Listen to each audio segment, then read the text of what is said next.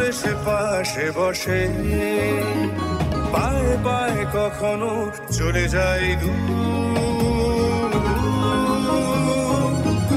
এ জীবন উদযাপনের সুর, radio radio জাদু, এগিয়ে চলার সুর, রেডিও রেডিও জাদু।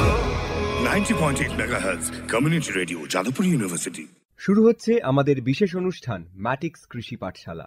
এই অনুষ্ঠানে আমরা ভূমি সুরক্ষা এবং চাষবাসের নানান দিক নিয়ে আলোচনা করব। সঙ্গে থাকবেন কৃষক এবং কৃষি বিশেষজ্ঞরা। ভারত সরকারের রাসায়নিক ও সার মন্ত্রকের উদ্যোগে এবং ম্যাটিক্স ফার্টিলাইজার অ্যান্ড কেমিক্যালস লিমিটেডের সহায়তায় অনুষ্ঠানটি সম্প্রচার করা হচ্ছে।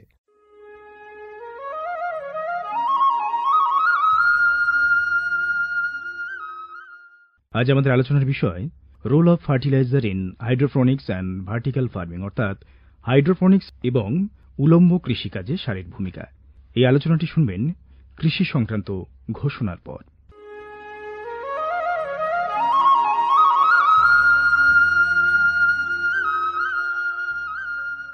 অর্থনৈতিক বিষয় সংক্রান্ত ক্যাবিনেট কমিটি তাদের ২৮ জুন ২০২৩ সভায় পিএম প্রণাম নামক একটি প্রকল্প অনুমোদন করেছে। এই প্রকল্পের উদ্দেশ্য হল ধরিত্রী ও মৃত্তিকার পুনরুদ্ধার, পুষ্টি, উন্নতি সাধন এবং তা নিয়ে সচেতনতা বৃদ্ধি। গ্রামীণ স্তর থেকে শুরু করে আমাদের সকলের প্রচেষ্টা মাতৃভূমির যত্ন ও স্বাস্থ্য রক্ষার জন্য এই অনন্য পদক্ষেপকে ফলপ্রসূ করে তুলতে পারে। এই প্রকল্পের মূল লক্ষ্য হল কৃষিতে রাসায়নিক সার এবং কীটনাশকের অত্যধিক ব্যবহার দূর করা। বাড়তি ফলনের জন্য সার ও কীটনাশকের অতিরিক্ত ব্যবহার মাটিকে অসুস্থ করে তুলছে, কমিয়ে দিচ্ছে তার উৎপাদন ক্ষমতা। মাটির পুষ্টি আর সুরক্ষার জন্য প্রাকৃতিক অথবা জৈব সারের ভূমি পরীক্ষা ভিত্তিক সুষম ব্যবহার করা প্রয়োজন। পাশাপাশি দরকার জৈব ও প্রাকৃতিক চাষ পদ্ধতি এবং সম্পদ সংরক্ষণ প্রযুক্তি, যেমন সমন্বিত কৃষি ব্যবস্থা, ক্ষুদ্র সেচ, মালচিং, মাটির ক্ষতিকারক খনন না করা, ঘুরে ফিরে বিভিন্ন ফসলের চাষ ইত্যাদি। চাষবাসের এই টেকসই পদ্ধতিগুলো মাটির উর্বরতা বাড়াবে, পরিবেশ দূষণ কমাবে এবং দীর্ঘমেয়াদী উৎপাদনশীলতাকে শক্তিশালী করবে। সারের সুষম ব্যবহার শুধু মাটিই নয়, সার্বিকভাবে পরিবেশের স্বাস্থ্য রক্ষা করে। সুষম সার ব্যবহারের অর্থ হল উদ্ভিদকে তার প্রয়োজনীয় পুষ্টি উপাদানগুলি সঠিক পরিমাণে এবং অনুপাতে, সঠিক সময়ে এবং উপযুক্ত পদ্ধতিতে দেওয়া। সংশ্লিষ্ট রাজ্য বিশ্ববিদ্যালয়গুলি ইতিমধ্যেই তাদের এলাকায় উৎপাদিত ফসলের প্রয়োজন অনুসারে এর ডোজগুলি নির্ধারণ করেছে। সঠিক মাত্রায় সার ব্যবহার করলে ফলন যেমন বাড়বে, তেমনি বাড়বে ফসলের গুণমান। ভালোভাবে পোষিত মাটিতে ফলানো ফল, শাকসবজি ও শস্য প্রয়োজনীয় পুষ্টিতে ভরপুর আর সুস্বাদু হয়। ফলনের বৃদ্ধি আর উন্নত গুণমান আমাদের কৃষকদের জন্য নিয়ে আসবে বেশি মুনাফাও। শুধু বেশি ফসল নয়, উন্নততর ফসল আমাদের লক্ষ্য।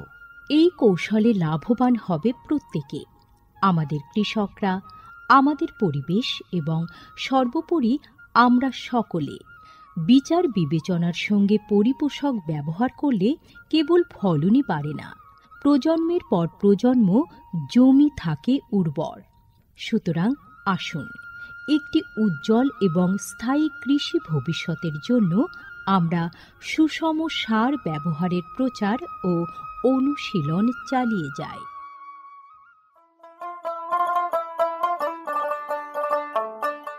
বিকশিত ভারত সংকল্প যাত্রা বা VBSY এর একটি গুরুত্বপূর্ণ অংশ হল ভারত সরকারের সার বিভাগ দ্বারা PM প্রণাম স্কিম এবং কৃষিতে ড্রোন ব্যবহারের প্রচার। সারের সুষম ব্যবহার এবং ন্যানো সারের ব্যবহার নিশ্চিত করার কাজে সার বিভাগ বিভিন্ন সংস্থা ও মানুষকে নিযুক্ত করেছে, যেমন বিভিন্ন সার উৎপাদনকারী সংস্থা, প্রধানমন্ত্রী কৃষি সমৃদ্ধি কেন্দ্র বা PMKSK গুলি, ফিল্ড অফিসার এবং নোডাল অফিসারদের। VBSY এর একটি প্রধান দিক হল বিভিন্ন শস্য এবং গাছপালার ওপর ন্যানো এবং জল দ্রবণীয় সার স্প্রে করার কাজে ড্রোনের ব্যাপক ব্যবহার। এই উদ্যোগের ফলে ২৯টি রাজ্য ও কেন্দ্রশাসিত অঞ্চলের বিভিন্ন জেলায় হাজার হাজার ড্রোন প্রদর্শন হয়েছে। এই পদ্ধতিটি হাতে কলমে দেখিয়ে দেওয়ায় আধুনিক কৃষি প্রযুক্তি গ্রহণের সুবিধাগুলি মানুষের কাছে আরও স্পষ্ট ও বিশ্বাসযোগ্য হয়ে উঠেছে। এই জনসংযোগ কর্মসূচিগুলি দীর্ঘমেয়াদী কৃষি অনুশীলনের সুফল সম্পর্কে নাগরিকদের অবহিত করতে একটা বড় ভূমিকা পালন করেছে। সারা দেশ জুড়ে লক্ষাধিক দর্শক ড্রোনের প্রদর্শনী প্রত্যক্ষ করেছেন। প্রচলিত ইউরিয়ার চেয়ে ন্যানো ইউরিয়ার উপকারিতা বিষয়ে সচেতন হয়ে কৃষকরা ন্যানো সার প্রয়োগে গভীর আগ্রহ দেখিয়েছেন। এই কর্মসূচির আলাপ আলোচনায় উঠে এসেছে জৈব চাষের উপযোগিতা, যা প্রমাণ করে চাষের এই সব অনুশীলনগুলি নিয়ে কৃষকদের সচেতনতা। উৎসাহী কৃষকরা কৃষিতে ড্রোন প্রযুক্তির বিষয়ে আগ্রহ প্রকাশ করেছেন। এই আধুনিক কৌশলগুলির অর্থনৈতিক কার্যকারিতা কৃষকদের নতুন দিশা দেখিয়েছে, কৃষিতে এক স্থায়ী এবং সাশ্রয়ী পদ্ধতির পথ প্রশস্ত করেছে। মাননীয় প্রধানমন্ত্রী মহিলা কিষাণ ড্রোন কেন্দ্র চালু করেছেন। এটি মহিলা স্বনির্ভর গোষ্ঠীগুলিকে ড্রোন সরবরাহ করবে, যাতে তারা এই প্রযুক্তি ব্যবহার করে জীবিকা নির্বাহ করতে পারে। VBSY প্রোগ্রামের রূপায়ণে PMKSKগুলি সক্রিয় ভূমিকা পালন করছে। একে অপরের সঙ্গে এই সহযোগিতাই আমাদের পাথেয়। বিকশিত ভারত সংকল্প যাত্রা শুধু একটি যাত্রা নয়, এটি ভারতীয় কৃষির দীর্ঘমেয়াদী এবং প্রযুক্তিগতভাবে উন্নত ভবিষ্যতের দিকে একটি গুরুত্বপূর্ণ পদক্ষেপ। যাত্রাপথে এটি জাতির কৃষিকে সম্পূর্ণ পুনর্নির্মাণ করা, উদ্ভাবনকে উৎসাহিত করা এবং সবার জন্য একটি সবুজ, আরও সমৃদ্ধ ভবিষ্যৎ নিশ্চিত করায় অঙ্গীকারবদ্ধ।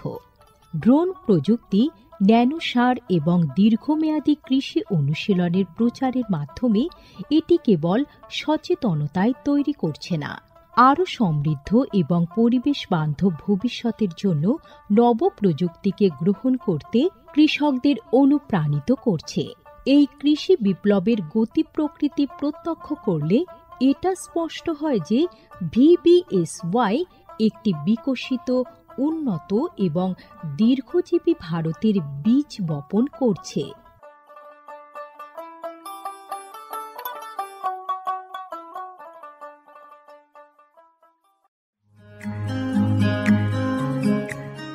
ভারতের যে সার কোম্পানিগুলি সবচেয়ে দ্রুত গতিতে বৃদ্ধি পাচ্ছে, ম্যাটিক্স ফার্টিলাইজার্স অ্যান্ড কেমিক্যালস লিমিটেড তার মধ্যে অন্যতম। পশ্চিমবঙ্গের পানাগড়ে অবস্থিত তাদের কারখানায় বছরে 12.5 লক্ষ টনের ওপর ইউরিয়া সার উৎপাদন হয়। ভারত সরকারের গ্রিনফিল্ড প্রজেক্ট হিসেবে স্বীকৃত এই কারখানায় তৈরি হয় ডক্টর ফসল। ইতিমধ্যেই যা পূর্ব ভারতের সর্বাধিক বিক্রিত ইউরিয়া সার হয়ে উঠেছে। কৃষি উন্নয়ন ও ভূমি সুরক্ষা, ক্ষুধা, অপুষ্টি ও দারিদ্র্য দূরীকরণ, গ্রামীণ এলাকা ও বস্তি উন্নয়ন, লিঙ্গ সাম্য, পরিবেশ, স্বাস্থ্য, শিক্ষা ইত্যাদি নানান বিষয়ের উপর জোর দেয় ম্যাটিক্সের CSR প্রকল্পগুলি। ম্যাটিক্স এক সবুজ ভবিষ্যতের অঙ্গীকার।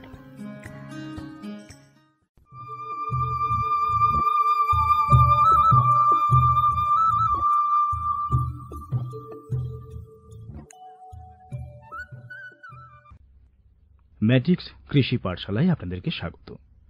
আজ আমরা আলোচনা করব হাইড্রোপনিক্স ও উলম্ব কৃষিকাজে সারের ভূমিকা, role of fertiliser in hydroponics and vertical farming. আর এ ব্যাপারে বিস্তারিত জানাতে আমাদের মধ্যে আমন্ত্রিত অতিথি হিসেবে পেয়েছি প্রবাসী বাঙালি বিজ্ঞানী, বলা ভালো কৃষি বিজ্ঞানী এবং পরিবেশবিদ ডক্টর সৈকত কুমার বসু। ডক্টর বসু, আপনাকে স্টুডিওতে স্বাগত। নমস্কার, সকল শ্রোতা বন্ধুকে আমার প্রীতি, শুভেচ্ছা এবং ভালোবাসা জানাই। আর সঙ্গে রয়েছে আপনাদের বন্ধু আমি সুব্রত। আমরা যে কথা শুরুতেই আপনার কাছে জানতে চাইব, আজকের যে বিষয়টা আমরা আলোচনা করছি হাইড্রোপনিক্স, এবং একটা কথা বললাম উলম্ব কৃষি। এই হাইড্রোপনিক্সটা কি, তারপরে জানবো উলম্ব কৃষি। প্রথমে হাইড্রোপনিক্সটা বলুন। হাইড্রোপনিক্সটা মানে জিনিসটা সহজ, খালি নামটা একটু খটোমটো। যারা কৃষি বিজ্ঞানের ছাত্র বা যারা বটানি নিয়ে পড়াশোনা করে তারা এটা জানে। হাইড্রো কথাটা গ্রিক শব্দ, তার মানে হচ্ছে গিয়ে জল, অর্থাৎ হাইড্রোপনিক্স মানে হচ্ছে এমন একটা কৃষি প্রযুক্তি বা ব্যবস্থা যেখানে মাটি ছাড়া চাষ করা হয়, অর্থাৎ জলের সাহায্যে এই চাষটা করা সম্ভব হয়। আচ্ছা, ইদানিং মোটামুটি এই জিনিসটা সোশ্যাল মাধ্যমে দেখা যায়, সামাজিক যোগাযোগ মাধ্যমে দেখা যাচ্ছে যে বিদেশে আলু তৈরি হচ্ছে বা শাকসবজি তৈরি হচ্ছে, সেখানে কোনো মাটির কোনো গল্প নেই, সেই ব্যাপারটাই তো এই জিনিসটা। তার কিছু প্রযুক্তি রয়েছে, সেইটাকে কিভাবে করা হয় এটা হচ্ছে গিয়ে হাইড্রোপনিক্স। এবং এই একই সাথে হাইড্রোপনিক্সের সাথে আরেকটি টার্ম খুব কমনলি ব্যবহার করা হয় যাকে এরোপনিক্স বলা হয়, অর্থাৎ বাতাস টাওয়ার মানে মধ্যে করার জন্য। আর এর সাথেই রয়েছে আপনাদের উলম্ব কৃষি বা ভার্টিক্যাল ফার্মিং। ভার্টিক্যাল ফার্মিংটা এইটা মনে করি যেরকম আমরা বাড়ির তলা মানে একতলা, দোতলা, তিনতলা, চারতলা এইরকম যেরকম বাড়ি হয়, আমরা যদি কৃষি কাজটা এরকম কয়েকটা তলায় ভেঙে নিয়ে করি, তাতে আমাদের জমির ব্যবহারটা কমছে এবং এই চাষটাও কিন্তু এই হাইড্রোপনিক্সের সাথে খুব যুক্ত। এখানেও কিন্তু এই জল অর্থাৎ মাটিকে ব্যবহার না করে যাকে বলা হয় সার রঞ্জিত জল, মানে যার মধ্যে সার প্রয়োগ করা হয়েছে, সেই জল ব্যবহার করে এই কৃষিকাজগুলো করা যায়। এই প্রযুক্তিগুলো রিলেটেড এবং বলা ভালো যে বিদেশে এগুলোর ব্যাপক আপনার প্রচার এবং প্রসার হয়েছে। আমাদের দেশেও গবেষণামূলক স্তরে এগুলো রয়েছে এবং কেউ কেউ ব্যক্তিগত উদ্যোগে ভার্টিক্যাল ফার্মিং করছেন, কেউ কোথাও হাইড্রোপনিক্সের কাজ শুরু করেছেন। এই নিয়ে আমরা একটু পরেই বিস্তারিত আলোচনা করব। আচ্ছা, উলম্ব কৃষি কাজের কথা যেটা আপনি বলছেন, এটা কি আমাদের কৃষক বন্ধুদের বোঝার সুবিধার্থে বলছি যে বিভিন্ন সাইটে আমাদের যে মলগুলো রয়েছে বা কোনো শখের মানুষ যারা রয়েছে, বাড়িতে কিছু কিছু ধাপ ধাপে একটা করে টব হতে পারে বা কোনো কিছু স্টেপ বাই স্টেপ সাজিয়ে সাজিয়ে রাখেন শখের যে গাছগুলো, সেই রকম টাইপের কিছু, অনেকটা সেই রকম টাইপের। মানে এর একটা খুব সাধারণ উদাহরণ হচ্ছে, আপনারা যদি নিউ টাউন অঞ্চলটাতে যান তাহলে দেখবেন যে মেট্রো রেলের যে পিলারগুলো নিচে রয়েছে তার মধ্যে খুব সুন্দর করে গাছ দিয়ে সাজানো হয়েছে। গাছগুলো টবে মাটিতে না বসিয়ে দেখবেন উলম্বভাবে মানে ভার্টিক্যালি পারপেন্ডিকুলারলি পরপর পরপর পরপর সাজিয়ে রাখানো রয়েছে। এই ধরনের একটা সিস্টেম অফ চাষকে এইটা ওয়ান অফ দ্য যাকে বলে ভার্টিক্যাল ফার্মিং বা এর সাথে কিছুটা এরোপনিক্স যুক্ত রয়েছে দিয়ে এটাকে ব্যবহার করা অনেকটা এরকম। অনেকটা ওই মাশরুম কাল্টিভেশন আমরা দেখেছি, তো দেখবেন যে মাচায় করে যে চাষটা হয়, সেটগুলো করা হয়। এই একই জিনিস যদি ওখানে মাশরুম না থেকে আর ছোট চারা গাছগুলোকে যদি দেখতে পেতেন এবং মাচায় পরপর পরপর করে সাজানো রয়েছে এবং সেটা লাইট দিয়ে তার মধ্যে হিউমিডিফায়ার দিয়ে একটা স্টেরাইল এনভায়রনমেন্ট তৈরি করে তার মধ্যে যে চাষটাকে তৈরি করা, এই ভার্টিক্যাল ফার্মিংটা মূলত তাই। এর একটা খরচ আছে কিন্তু এটা একটা উচ্চ প্রযুক্তি সম্পন্ন চাষ। বিশেষ করে ঠান্ডা দেশ যেখানে খুব বেশি চাষের সুযোগ বাইরে পাওয়া যায় না, সেই সমস্ত দেশগুলোতে গ্রিন হাউস চাষ যেখানে ব্যাপক পরিকল্পনা প্রসার হয়, ইউরোপিয়ান ইউনিয়ন, আমেরিকার বিভিন্ন প্রান্ত, কানাডার মতো দেশগুলো যেখানে প্রচন্ড ঠান্ডা, সেই জায়গাতে এই উষ্ণতা মেনটেন করে এই চাষগুলো করা সম্ভব। এইসব কারণে বিদেশে এই ভার্টিক্যাল ফার্মিং এর চাহিদাটা খুব বেশি। আচ্ছা, এই ধরনের হঠাৎ আমাদের কৃষক বন্ধুরা যারা চাষ করছেন যুগের পর যুগ ধরে, তারা তো যেমন চাষের জমিতে চাষ করেন সেভাবে করছেন বা করবেনও হয়তো, কিন্তু আজকের যে আমরা আলোচনা করছি হাইড্রোপনিক্স এবং উলম্ব কৃষি যেটা ভার্টিক্যাল ফার্মিং, সেটা আস্তে আস্তে জনপ্রিয়তা অর্জন করছে। এর ঠিক কারণ কি? এর কারণটা হচ্ছে গিয়ে ওই আমরা একটা কথা বলি যে সাস্টেনেবল এগ্রিকালচার বা টেকসই কৃষিকাজ। অর্থাৎ আমরা তো আমাদের যে কনভেনশনাল যে কৃষিকাজটা সেখানে তো একটা বড় সমস্যা যে অতিরিক্ত মাত্রায় আমাদের জল প্রয়োগ করতে হচ্ছে, সার প্রয়োগ করতে হচ্ছে, আমরা কীটনাশক ইত্যাদি নানান রকম ব্যবহার করি এবং আমরা জানি যে এর কারণে কৃষি কাজের সাথে যুক্ত যে দূষণ সেটা বাড়ছে। এই জিনিসগুলোকে কমিয়ে ফেলার জন্য প্রথমে এটা গবেষণামূলক উদ্যোগভাবেই শুরু হয়েছিল যে আমরা যদি এই চাষটা বাইরে না করে ইনডোর করি আর কি চাষটা, তাহলে এই জিনিসগুলোকে আমার পক্ষে রেগুলেট করাটা খুব ইজি। অর্থাৎ আমি যখন চাষটা মাঠে করছি, কতটা বৃষ্টিপাত হবে, মাটি কিরকম ব্যবহার করবে, তাপমাত্রা কিরকম থাকবে, আর্দ্রতা কিরকম থাকবে, এটা আমার হাতে নেই, এটা প্রকৃতির হাতে। কিন্তু যখনই এই চাষটাকে আমি ইনডোর করে ফেলছি, ঘরের ভিতরে নিয়ে চলে আসছি, তখন অর্থাৎ যদি আমরা চিন্তা করি গ্রিন হাউসের মতো সিস্টেমটাতে, সেখানে কিন্তু আমি তাপমাত্রা, আর্দ্রতা, কতটা জল দিচ্ছি, কতটা সার দিচ্ছি এবং সেই জল এবং সার আমি কতটা রক্ষা করতে পারবো, সেগুলোকে আমরা পুনর্ব্যবহারযোগ্য করে ফেলতে পারবো কিনা, এই সুবিধাগুলো এই সিস্টেমটাতে আছে। তাহলে এক হচ্ছে ওই আমরা টেকসই কৃষিকাজের জন্য এই জিনিসগুলোকে ব্যবহার করছি। আরেকটা হচ্ছে যে একটু পরে যখন আমরা সার প্রয়োগটা নিয়ে কথাটা বলবো, এর মধ্যে যেহেতু সার প্রয়োগটা খুব কন্ট্রোলড ভাবে আমরা করতে পারছি, তাহলে দেখতে পাওয়া যে পার ইউনিট যে প্রোডাকশনটা সেটা খুব বেশি হয় এবং পোকামাকড়ের বালাই ইত্যাদি রোগবালের এসব এগুলোর কম থাকছে এবং সেগুলোকে কন্ট্রোল করার অনেকটা সুবিধা। এখানে কীটনাশক ইত্যাদির ব্যবহার একেবারেই খুব কম, অথবা আমরা জৈব কীটনাশক ইত্যাদিগুলোকে ব্যবহার করতে পারি। তার ফলে এখানে যে ক্রপটা উৎপন্ন হচ্ছে সেটা ঝকঝকে, পরিষ্কার, মাটিবিহীন, পোকাবিহীন, আর অ্যাট দ্য সেম টাইম তার নিউট্রিশনাল কোয়ালিটিটাও খুব ভালো। কারণ যেহেতু আমরা কম জায়গার মধ্যে এবং নিজেদের চোখের সামনে, একদম চোখের সামনে আমরা জিনিসটা করতে পারছি। মাঠে তো করছেন যারা, ঠিক আছে, মাঠে ছাড়াও যে বিকল্প চিন্তা ভাবনা আমরা নিয়ে আসতে চাইছি বা বোঝাতে চাইছি কৃষক বন্ধুদের, সেই জায়গা করলে কি হচ্ছে যে কম তো জায়গা লাগছে এবং দেখাশোনা করার জন্য একটা বেশি আমার খাটাখাটি করতে হচ্ছে না। আমি দেখতে পাচ্ছি একদম যে আমার চোখের সামনে এই গাছটা প্রবলেম হচ্ছে। এটার সমস্যাটা হচ্ছে যে এটার একটা ইনিশিয়াল প্রযুক্তিগত কারণের জন্য একটা আপনার এস্টাবলিশমেন্ট খরচ রয়েছে, যে এগুলোকে আমাকে তৈরি করার জন্য। একবার তৈরি করে দেওয়ার পর এটা কিন্তু লং টার্ম মেইনটেনেন্স ইত্যাদি এগুলোকে করা যায়। আমাদের দেশের পরিপ্রেক্ষিতে আমি বলতে চাইছি যে এগুলো তো ধরুন উন্নত দেশগুলোতে বা প্রথম বিশ্বের দেশগুলোতে খুব হাই কোয়ালিটি গ্লাস আপনার বিল্ডিং গুলোতে তৈরি করা যায়, কিন্তু আমি দেখতে পেয়েছি যে চীন, ইসরায়েল, এরকম অন্যান্য দেশগুলোতে এদের কিন্তু এরা এই প্রযুক্তিটাকে আরো সহজলভ্য করে তুলেছে।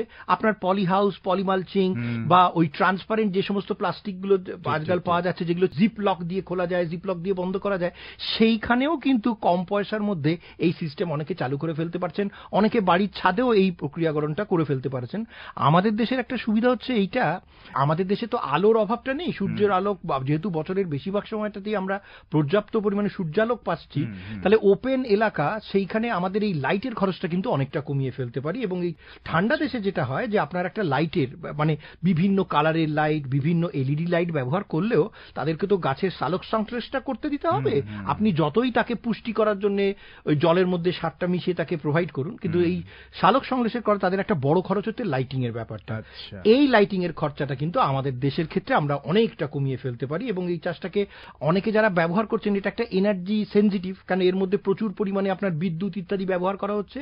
বিদেশে এগুলো মেনলি রিনিউয়েবল এনার্জি, অর্থাৎ যাকে বলে সোলার পাওয়ার, এইগুলোকে ব্যবহার করে এর জন্য যে বিদ্যুৎটা দরকার সেই বিদ্যুৎটা এই সমস্ত গ্রিন হাউসগুলো থেকে সাপ্লাই করা হচ্ছে। বেশ, এবারে যদি আমাদের আলোচনা থেকে আমাদের কোনো কৃষক বন্ধু তিনি হয়তো আগ্রহী হলেন, এমন পরিকল্পনা করে নিজের হয়তো জায়গা নেই, এবং এটা তো বেশিরভাগই ক্ষেত্রে যে সমস্ত মানুষদের কাছে জায়গার পরিমাণটা কম রয়েছে তাদের কাছে খুবই কার্যকরী, এবং হাই ভ্যালু ক্রপ করছেন, খুব দামি ক্রপ। ধরুন এমন একটা মেডিসিনাল প্লান্ট আপনি চাষ করতে যাবেন যেটা আপনি বাইরে খুব একটা ভালো চাষ করতে পারছেন না, আপনার প্রচুর পরিমাণে চাই, অথবা আপনি এমন একজনকে সাপ্লাই করছেন, ধরুন বিদেশে পাঠাবেন, আপনাকে ধরুন বললো মেন্থা, এইটা তো পুদিনা পাতার চাষ খুব সহজ, এই পদ্ধতিতে করা যায়। তারা বলে দিল যে এর মধ্যে এক টুকরো তো আপনার পেস্টিসাইড, অ্যান্টিবায়োটিক্স এরকম কোনো কিছু ট্রেস থাকা চলবে না, একবারে ন্যাচারাল হতে হবে, এইরকম কোয়ালিটি হতে হবে, এবং জলবিহীন, ওজন তার এত হতে হবে। এই ধরনের কাজ যদি আমি কোনো স্পেসিফিক অর্ডার পাই, তাহলে এই সমস্ত চাষগুলোর জন্য, যেখানে আমি একদম dedicated customer, high value customer, যারা আমাকে অন্যদের থেকে অনেক বেশি চার্জ দিয়ে এই জিনিসটা কিনছে, তাদের জন্য এই জিনিসটা কিন্তু খুব লাভজনক। এই বিশেষ করে পুদিনা চাষটা খুব ভালো হয় এই পদ্ধতিতে, এবং এর বাজার চাহিদা প্রচুর রয়েছে এখন পুদিনার রয়েছে। এবং জানবেন যে আমাদের বিদেশেও এবং এদেশেও একটা কাস্টমার ব্র্যান্ড তৈরি হয়েছে, যারা কিন্তু অত্যন্ত দামি খাদ্য এবং যার মধ্যে কীটনাশক বা সার প্রয়োগ ইত্যাদি হয়নি, অর্থাৎ পরিবেশ পরিশুদ্ধ খাদ্য, যা কিনা লং টার্ম আপনার স্বাস্থ্যকে ভালো রাখবে, এই ধরনের খাবারের জন্য তারা এক্সট্রা দাম দিতে রাজি। এই যে পার্টিকুলার আমাদের কনজিউমাররা রয়েছেন, তাদের জন্য, এই অজৈব চাষের যে যারা কনজিউমার, এদের জন্যই এই ধরনের প্রযুক্তিগুলো কিন্তু ভীষণ ভালো, কারণ এইখানে আপনি কোয়ালিটি মেনটেন করাটা একদম আপনার হাতের মুঠোর মধ্যে থাকছে, এবং আপনি বেশি দামে আপনি এই ধরনের কাস্টমারদের কাছে এই ধরনের জিনিসগুলোকে বিক্রি করতে পারেন। মানে প্রকৃত ভালো খাবার যেমন দাম আছে, তেমনি তার কাস্টমারও রয়েছে। হয়তো অনেক শ্রোতা বন্ধুরা আমাদের শুনে মনে করবেন যে এটা তো এত কস্টলি, সবকিছু চাষ করতেও কস্টলি, এবং যে সবজিগুলো আমরা চাষ করতে চাইছি সেগুলো অনেকটা দামি, কোথায় বিক্রি করবো, মার্কেট কোথায় পাবো? কিন্তু আপনারা যদি তৈরি করতে পারেন, তার নিশ্চয়ই বাজার রয়েছে, এর বাজার রয়েছে, এবং একদম স্পেসিফিক মার্কেট। আমি বলে দিলাম যে এরা যারা নিচ্ছেন তারা একটু দামি নেবেন, এবং কি ধরনের মানে সবজিগুলো বা কি ধরনের এইগুলোকে আমরা এই ভার্টিক্যাল ফার্মিং, হাইড্রোপনিক্সে বেশিরভাগ ব্যবহার করা হয়, সেটা হচ্ছে ওই গ্রিন লিফি ভেজিটেবলস বলতে যেগুলোকে আমরা বুঝি। দেখবেন আজকাল উত্তর চব্বিশ পরগনা আমি গিয়ে দেখেছি ওই ড্রিল, তারপরে নতুন বিভিন্ন প্রজাতির হচ্ছে গিয়ে লেটুস ইত্যাদি চাষ, কিন্তু জার্মান লেটুস, রোমানিয়ান লেটুস, তারপর গ্রিন লেটুস, এরকম বিভিন্ন কালারের সমস্ত নানান ধরনের ধরনের লেটুস এগুলো চলে আসছে, যেগুলো বহু তারকাখচিত যে সমস্ত হোটেল রেস্টুরেন্টস গুলো রয়েছে তাদের জন্য কিন্তু এগুলো দরকার, গার্নিশ করার জন্য, স্যালাড হিসেবে দেওয়ার জন্য। অনেকে এগুলোকে ফ্রেশ স্যালাড বক্স হিসেবেও বিক্রি করছেন। বিভিন্ন কোম্পানি এগুলোকে কন্ট্রাক্ট ফার্মিং বলা হয়, মানে আপনার যা আপনি চাষ করবেন পুরোটাই এই কোম্পানি আপনার থেকে তুলে নেবে আর কি, এবং সেটা কিন্তু উচ্চ দামে। তার কারণ আপনি কনভেনশনাল চাষ করছেন না, আপনার ওই কীটনাশক ইত্যাদি এসবগুলো দিয়ে করছেন না, আপনাকে একবারে উচ্চ প্রযুক্তি সম্পন্ন এই চাষগুলোকে করতে হচ্ছে। তাহলে তার মধ্যে কিন্তু অনেক ভেষজ উদ্ভিদও চাষ হচ্ছে, মানে মেন্থা যেরকম এক ধরনের ভেষজ উদ্ভিদ, আমি তুলসী চাষটা এতে খুব ভালো হচ্ছে দেখতে পেয়েছি। আর এর মধ্যে যেহেতু মাটি ইত্যাদির কোনো সমস্যা নেই, তাহলে এই যে মাটি থেকে যে রোগগুলো আসে সেইগুলো হওয়ারও কোনো সম্ভাবনা থাকে না। মাটি তো এক ধরনের একটা কমপ্লেক্স এনভায়রনমেন্ট, তাহলে সেই ধরনের জিনিসগুলোকে পাওয়া যাচ্ছে না। আর হাইড্রোপনিক্স এই প্রযুক্তিটার মধ্যে টেকসই কৃষির একটা বড় পার্ট রয়েছে, অর্থাৎ যে জলটা আমি ব্যবহার করছি, অনেক সময় অনেকে এই কেমিক্যালটা কম করে দিয়ে মাছ চাষ আলাদা করে করছেন। আচ্ছা, মাছ চাষ করে যে জলটা হচ্ছে সেই তার মধ্যে কিন্তু মাছের যে এক্সক্রিটারি প্রোডাক্ট, অর্থাৎ মাছের মূত্র, তার মল, এগুলো গিয়ে মিশছে এবং মাছ যে খাবার খাচ্ছে সেগুলো মরছে। তাহলে এই জলটাকে তারা গাছের মধ্যে জন্য পাঠানো হয়। হ্যাঁ, গাছ কিন্তু তার থেকে নিউট্রিয়েন্ট তুলে নেয়, তবে এটাতে অ্যালাউ করা হয় যে এর মধ্যে অনেক সময় অনুখাদ্যগুলো, মানে নাইট্রোজেন, পটাশিয়াম, এইসবগুলো পাওয়া গেলেও মাইক্রোনিউট্রিয়েন্টস, অর্থাৎ যাকে বলে ম্যাঙ্গানিজ, ম্যাগনেসিয়াম, জিঙ্ক, কপার, এগুলো আয়রন অনেক সময় থাকে না, সেগুলোকে আলাদা করে কেমিক্যাল ড্রপলেটস হিসেবে এই জলের মধ্যে মিশিয়ে দেওয়ার বন্দোবস্ত করা থাকে এই সিস্টেমগুলোর মধ্যে। তাহলে অনেকে এই মাছের সাথে হচ্ছে গিয়ে এই চাষ, সেই ক্ষেত্রে এটাকে হাইড্রোপনিক্স বলা হয়। মাছ চাষ এবং তার সাথে সবজি চাষ একই সাথে এই মধ্যে নিবিড় চাষের মাধ্যমে ইন্টিগ্রেটেড ফার্মিং এ অনেকে ব্যবহার করছে। বেশ, অনেকে হয়তো আগ্রহী হবেন। এবং এক্ষেত্রে তো যেমন আমরা কৃষক বন্ধুরা যেভাবে চাষ করেন, জমিতে একটা সার প্রয়োগের ব্যাপার থাকে। এই যে যদি কেউ চাষ করেন এইভাবে, এই পদ্ধতিতে হাইড্রোপনিক বলবো বা উলম্ব কৃষি যেটা আমরা বলছি, সেখানে একটা সার প্রয়োগের তো ব্যাপার থাকে নিশ্চয়ই। সেক্ষেত্রে তাহলে সার প্রয়োগটা কিভাবে করবেন? এই সার প্রয়োগের ক্ষেত্রে ব্যাপারটা হচ্ছে যে আমরা যে জলটা পাস করছে এবং যে জলটার মধ্যে ওরা গ্রো করবে, মানে গাছ, আমরা কি এটা কি রকম ব্যাপারটা সিস্টেমটা বলুন তো? এর মধ্যে একটা পাইপলাইন ইরিগেশন সেচের ব্যবস্থা কিন্তু রয়েছে। হ্যাঁ, তার মধ্যে কোথাও মানে জল কন্টিনিউয়াসলি বয়ে চলেছে, এই সিস্টেমের মধ্যেও আপনার চাষ হচ্ছে, কোথাও ড্রপ ড্রপ ড্রপ ড্রপ মানে ড্রিপ ইরিগেশন সিস্টেমে চাষ করছে, সেই পদ্ধতিটাও পাওয়া যায়। কিন্তু এইটা মোস্টলি ফ্লোয়িং ওয়াটারের উপরে যে চাষগুলো, সেইগুলোকেই আমরা এর ক্ষেত্রে বেশি ব্যবহার করি। তাহলে সেই ক্ষেত্রে যেটা করা হয়, এর কিন্তু কেমিক্যাল মিক্স বাজারে পাওয়া যায়, কমার্শিয়াল মিক্স পাওয়া যায়। আপনি কত লিটারে একদম কম্বাইন্ড মিক্স হাইড্রোপনিক্স ব্যবহার করার জন্য বা ভার্টিক্যাল ফার্মিং ব্যবহার করার জন্য করবেন, একদম রেডিমেড মিক্স বাজারে পাওয়া যায়। আপনি এত লিটার জলে এত রকম পাউডার মিশিয়ে দিলে সেই পাউডার ওদের মধ্যে চলে যায়, তার থেকে তারা খাদ্যপত্র ইত্যাদি জোগাড় করে নেবে।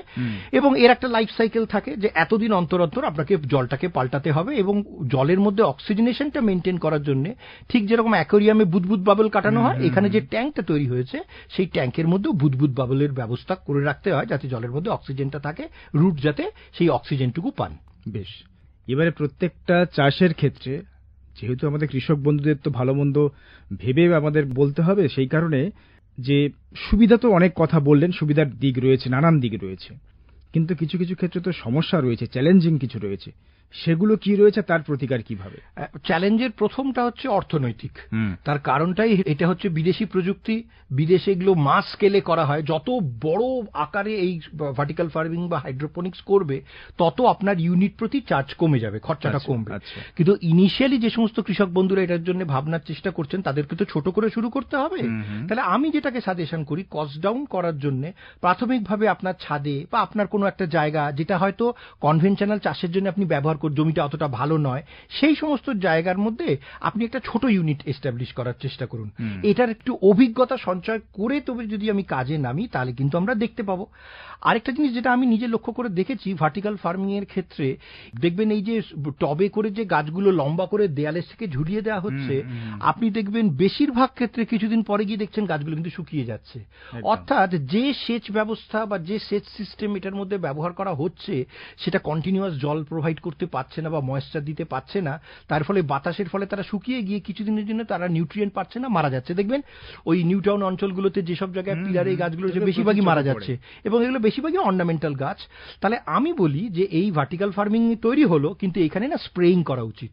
মানে কিছুদিন অন্তর অন্তর, এর আগে আমরা যে ফোলিয়ার স্প্রের কথাটা বলেছিলাম, একবারে পাতা সারের মধ্যে লিকুইড মিশিয়ে দিয়ে কিছুদিন অন্তর অন্তর যদি আমরা তাকে স্প্রে করি, আমি মনে করি তার মেনটেনেন্সটা ভালো হবে।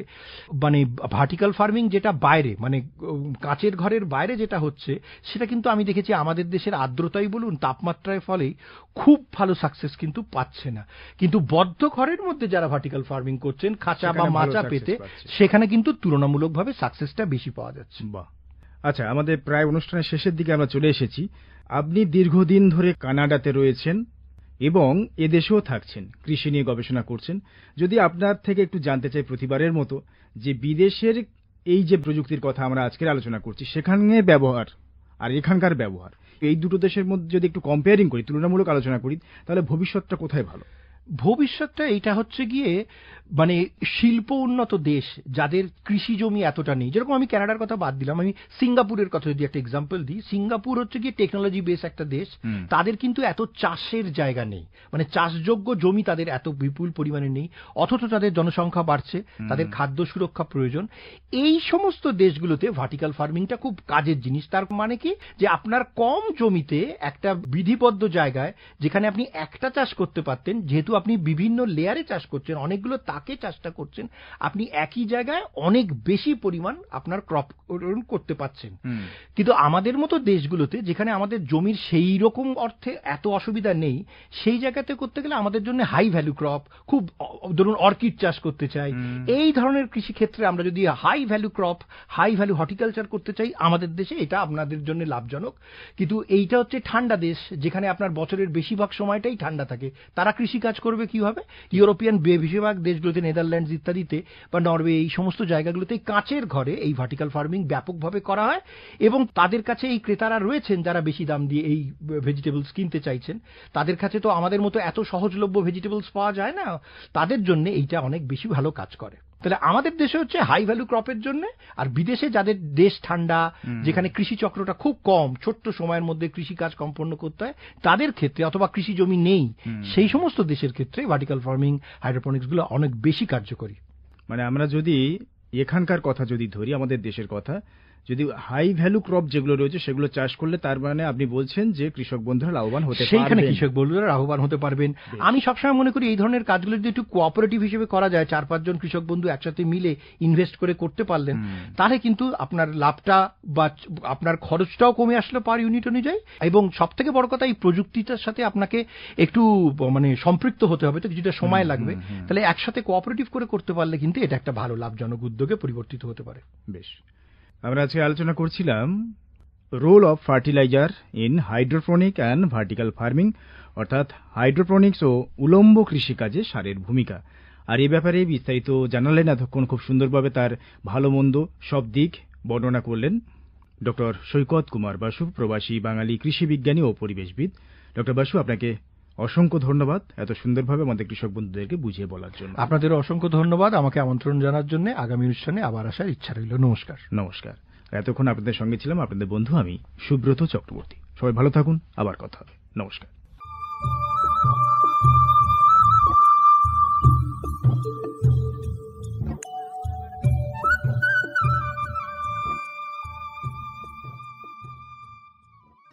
এতক্ষণ শুনলেন আমাদের বিশেষ অনুষ্ঠান ম্যাটিক্স কৃষি পাঠশালা, ভারত সরকারের রাসায়নিক ও সার মন্ত্রকের উদ্যোগে এবং ম্যাটিক্স ফার্টিলাইজার অ্যান্ড কেমিক্যালস লিমিটেডের সহায়তায় অনুষ্ঠানটি সম্প্রচার করা হলো।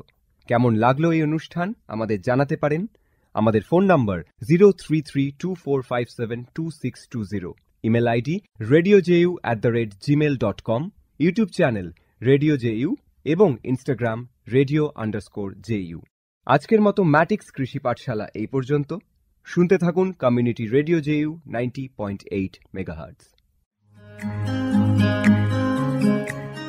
ভারতের যে সার কোম্পানিগুলি সবচেয়ে দ্রুত গতিতে বৃদ্ধি পাচ্ছে, ম্যাটিক্স ফার্টিলাইজার্স অ্যান্ড কেমিক্যালস লিমিটেড তার মধ্যে অন্যতম। পশ্চিমবঙ্গের পানাগড়ে অবস্থিত তাদের কারখানায় বছরে 12.5 লক্ষ টনের ওপর ইউরিয়া সার উৎপাদন হয়। ভারত সরকারের গ্রিনফিল্ড প্রজেক্ট হিসেবে স্বীকৃত এই কারখানায় তৈরি হয় ডক্টর ফসল। ইতিমধ্যেই যা পূর্ব ভারতের সর্বাধিক বিক্রিত ইউরিয়া সার হয়ে উঠেছে। কৃষি উন্নয়ন ও ভূমি সুরক্ষা, ক্ষুধা, অপুষ্টি ও দারিদ্র্য দূরীকরণ, গ্রামীণ এলাকা ও বস্তি উন্নয়ন, লিঙ্গ সাম্য, পরিবেশ, স্বাস্থ্য, শিক্ষা ইত্যাদি নানান বিষয়ের উপর জোর দেয় ম্যাটিক্সের সিএসআর প্রকল্পগুলি।